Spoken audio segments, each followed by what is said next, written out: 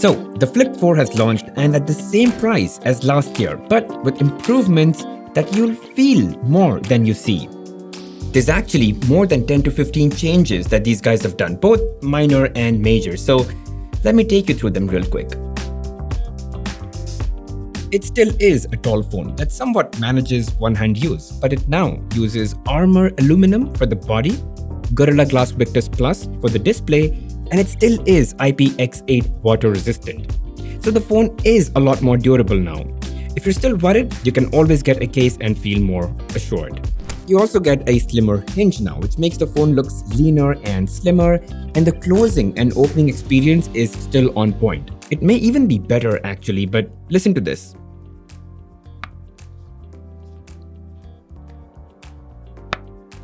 It's also got a much more refined and premium matte finish than what I experienced with the Flip 3.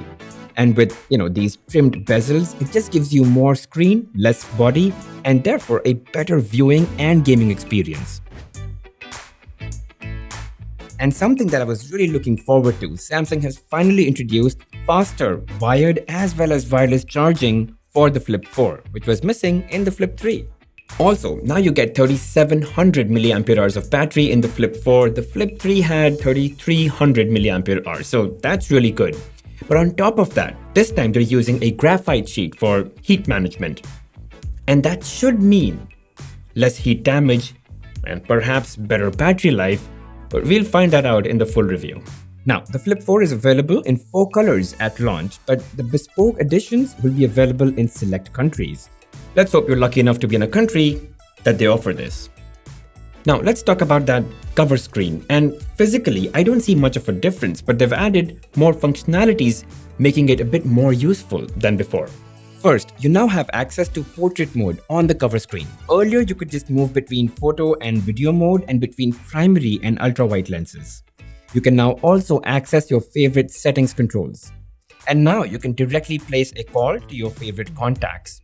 They've also added the ability to send quick responses to text messages from within this cover screen.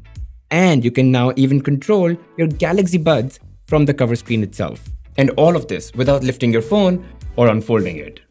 Or just the opposite of what I did.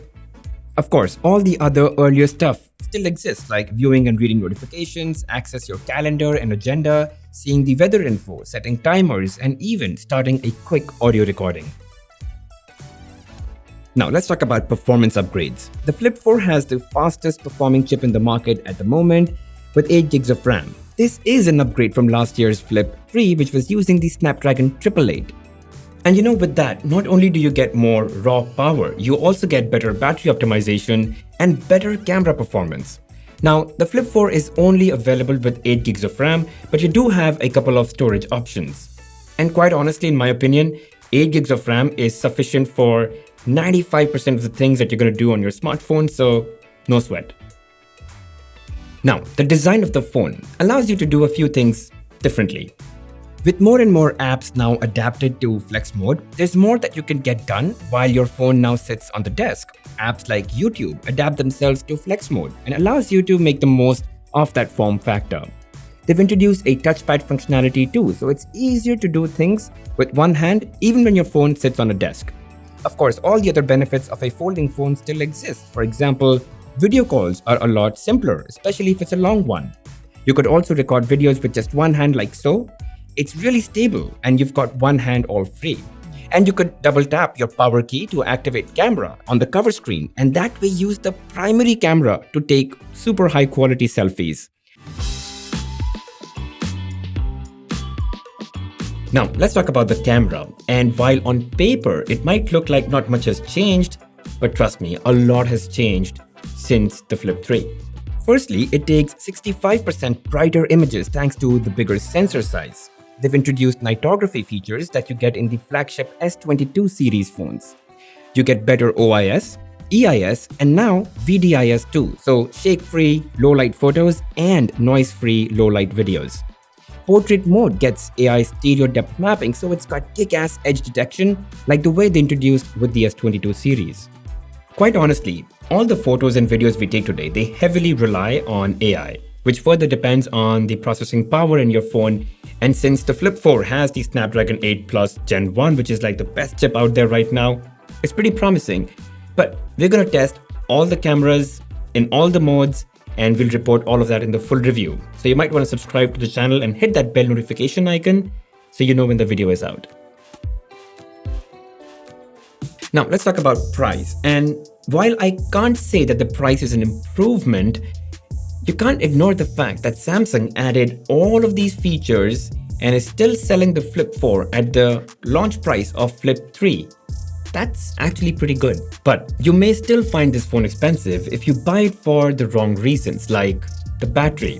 Look, the novelty of this phone lies in the fact that it flips open, flips close, it's small and compact, and it's really exclusive looking. And that is what the asking price is for. It's not trying to compete with other devices in the same price segment, especially in terms of battery. I think it's a very different product, and it's in its class of its own, and it's gonna have its own evolution. Think about it this way. Take any other phone in this price segment that offers really good battery life and ask them to make it foldable, still provide the same battery life. It's probably not going to be able to do that. But other than that, it's got flagship specs, flagship performance, really great set of cameras that can take some really good photos in my first impressions. But yeah, we're gonna test all of that out, so you're gonna wanna catch the full review. Make sure you're subscribed.